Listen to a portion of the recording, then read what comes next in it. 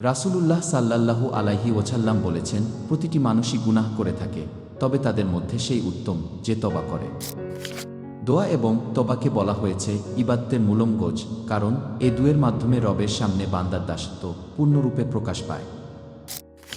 নিয়মিত আমলকে সহজ এবং সুন্দর করতে আমলের ফজিলতপূর্ণ ৫৫টি সূরা এবং প্রয়োজনীয় দোয়া ও আমল নিয়ে খসরোজ থেকে প্রকাশিত হয়েছে কালার কোডেড কোরআনুল কারীম।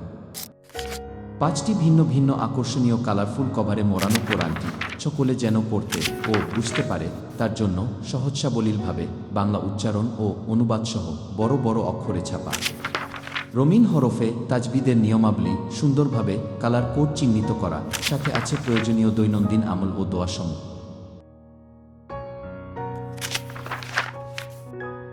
আপনার প্রিয়জনকে উপহার দিতে আজই সংগ্রহ করুন। খসরোজ কিতাব মহলের সকল বই সম্পর্কে জানতে এবং অর্ডার করতে সরাসরি কল করুন অথবা ভিজিট করুন আমাদের ওয়েবসাইট।